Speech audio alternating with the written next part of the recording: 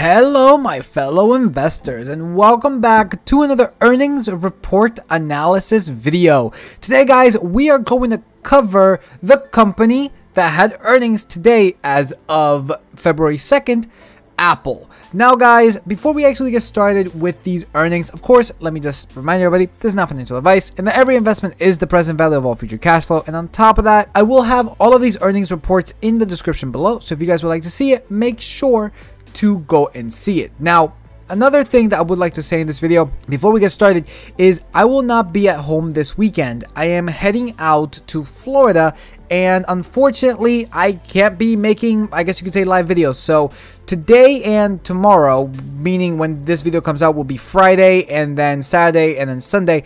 I will probably just have a one-off video, a one-off stock analysis, or a one-off earnings report. Normally I would have all of these in like one video, but in order to scatter it out, I'm going to have to essentially do that. So right now, Friday, it's going to be Apple, and then Sunday is probably going to be Amazon. So that's pretty much the plan. Just in case if you guys are seeing this, this is all being pre-recorded. So with that said, let's get started with this analysis. So Apple today on February 2nd at 4:40 p.m. had earnings. And it's funny because, well, the markets have just been rallying massively within the past, 2 days or so, ever since Jerome Powell came out talking.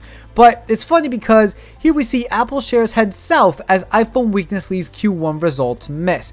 The funny part about this is it's still way under, like the falling, I guess you could say the heading south part of this headline is still significantly less than the gain that Apple had today. So that's pretty funny itself. But nonetheless guys, let's come over here and we got the EPS normalized estimate at $1.95, EPS gap estimate $1.95, revenue estimate was $121.65 billion.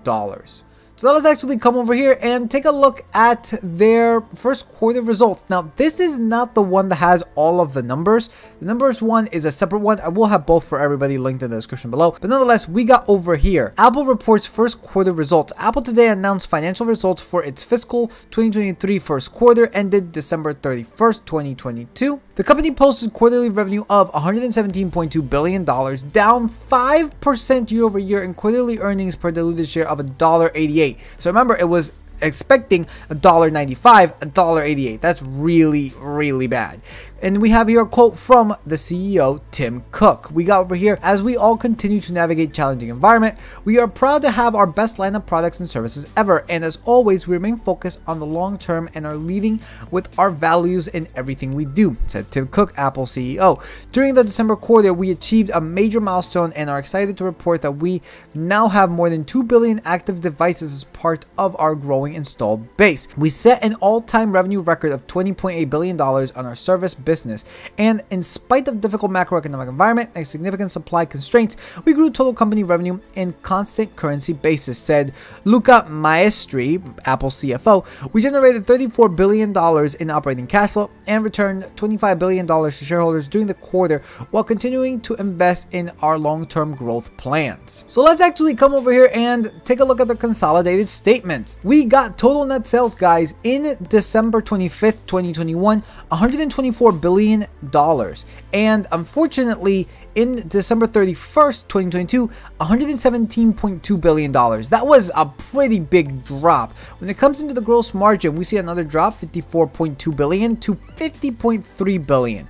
Total operating expenses, $12.755 to $14.32. So that went up as well. When it comes into the net income now, this went from $34.63 billion to $30 billion.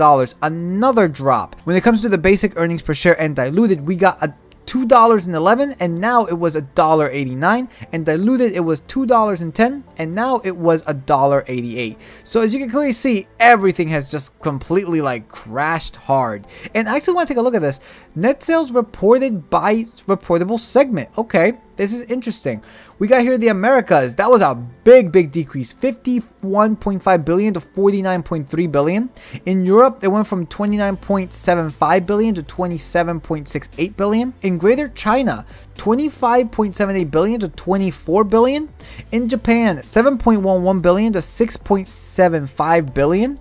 And the rest of Asia Pacific is $9.81 billion to $9.535 billion. So overall, you can see that it has just gone down pretty much in every single segment. And even the iPhone has crashed too, going from $71.63 billion in 2021 to now $65.77 billion in 2022. So now jumping into the calculator, guys, let's take a look at this at a much wider range. We got the ticker symbol for AAPL, market cap of $2.4 trillion, a PE of 24.67 with a current share price of $150.82. Now looking at this graph, guys, Apple, well, I mean, I have looked at Apple before several times already actually, and I've looked at them when they were at around like the sub 130 or so, right?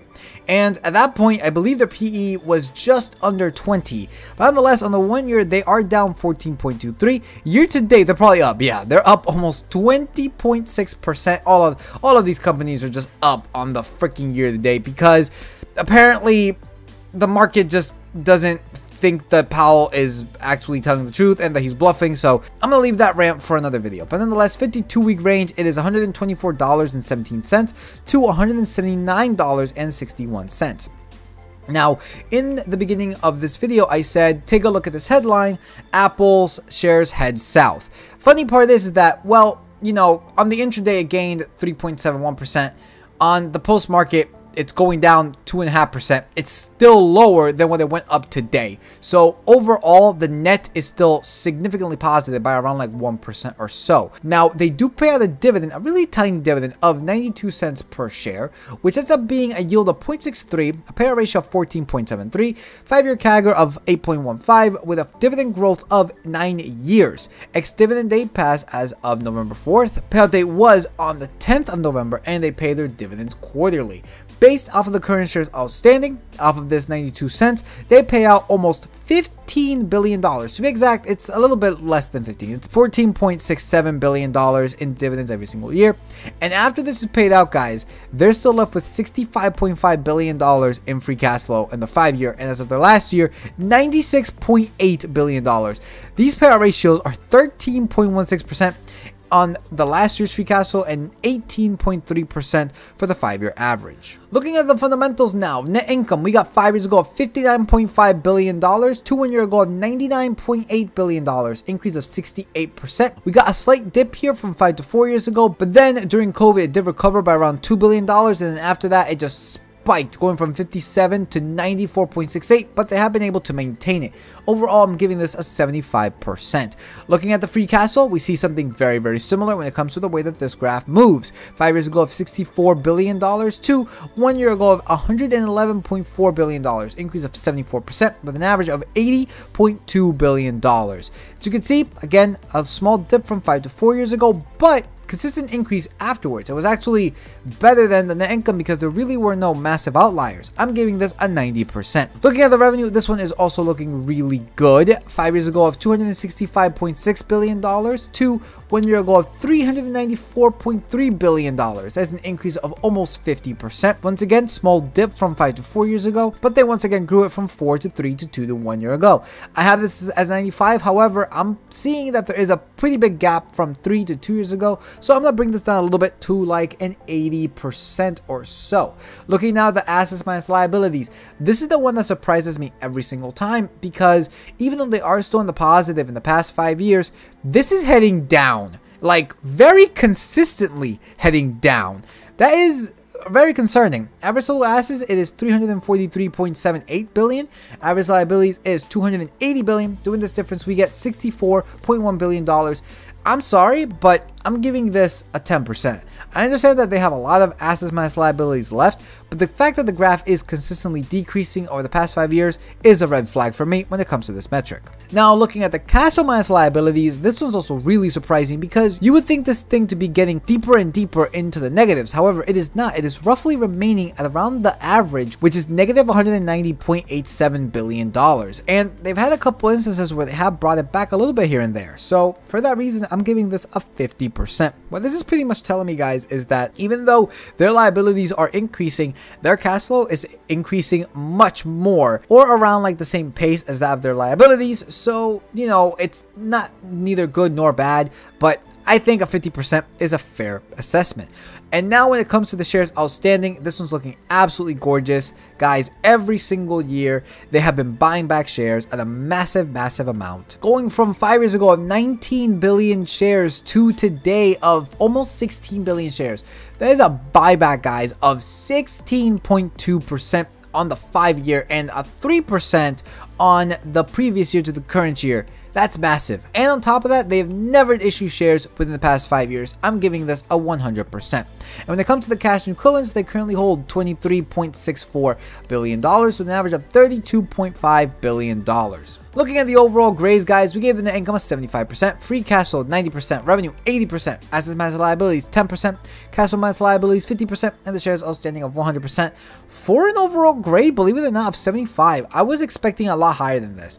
Every single time I see this on Apple, this is not the first time, by the way, that I've done Apple, right? I've done this several times already, but it's always surprising because you would think Apple, the golden boy, the golden king, right? The one that first to reach $1 trillion of market cap, I'm only giving it a 75, and it mainly has to do with this assets minus liabilities is bringing it down a lot, and also the net income, mainly because of that big outlier, right? That big outlier from, I believe, 3 to 2 years ago. I get the reason why it happened, but I still don't like it. So I'm giving it a total grade of 75%. Still a pass, though. So now coming over here and taking a look at some of these assumptions. Let's find out if at the current share price of $150, this is still a buy. Now remember, guys, when this thing was at 130, I was buying at 130. I was buying at 130, 135, and sub 130.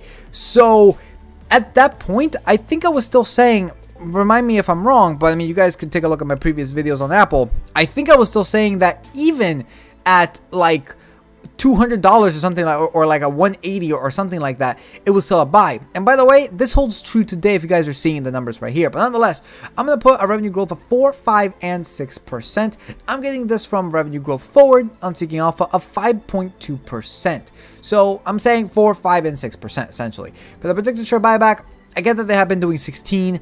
I'm going to say 7, 8, and 9% in the next 5 years. And with that, guys, with the required rate of return of 10%, this puts me between $81.53 to $89.18. And then with the target share price adjusting for debt, this shoots up. They literally have no debt in comparison to their cash on hand. Guys, $164.65 to $180. So we are still under this $150 mark, even though it has gone up massively these past couple days. So as it currently stands, based off of my assumptions, it's still looking like a buy. And by the way, my mistake, I also forgot to mention the margin of safety of 5, 10, 50%. It is $140 to $171, but nonetheless, it's still looking really good. Now, when it comes to the margins of safety, you can see that there are a few here that fall under this current share price, but not all of them, guys. Pretty much all of them for the high assumption are still within 150. 2 out of the 3 are within the median assumption, and only 1 of them is above the current share price. So again, it really just is up to you. As I said in the beginning of the video, none of this financial advice, guys. Every investment is the present value of all future cash flow. So it is what it is, man. Like, this is still looking like a buy, even though it's gone up massive. And of course, let's take a look at this dividend. Rather small, 92 cents per share, but putting in $5,725. This gives me a dividend, guys, of almost $35 if I were to invest this amount of money into this company right now. And unfortunately, this is not at $130 anymore, but if we were to put this at $130 or so, let's see how much money in dividends you would have gotten then. $40. Okay, still not as good, but when it comes to Apple, you don't necessarily buy Apple for its dividend. You buy Apple because it's Apple. So the fact that it's still telling me that at the current share price is still a pretty good buy, guys, again, do with that information as you will. I'm personally not buying it at 150 because my average share price is like 135. So unless it falls back down to 135 or I see, you know, another market rally, which I mean, let's face it, we already saw it. But I'm saying, like, if we continue to see this market rally up nonstop with no end in sight, I probably will start to invest in Apple again at higher prices, but I really don't want to do that, unfortunately, but I think that's just what I'm going to have to do. Nonetheless, that's my opinion on this company. It is still looking like a buy today. All in all, when it comes to Apple, yeah, I like it. You know, it's Apple. There's just nothing more to say here. It's a beast of a company. The fact that they missed on earnings, it might serve itself as another buying opportunity. Hopefully it falls tomorrow, and if it falls tomorrow, hopefully you guys manage to buy it sub 150, and if maybe sub 140 as well. Anyways, guys, that pretty much does it for this video. Like if you like, comment, subscribe. It really does help out with the algorithm on YouTube. You guys can follow us on the YouTube sites. Link in the description below. So with that said, peace out, and I will see you all in the next stock analysis video as well as earnings report.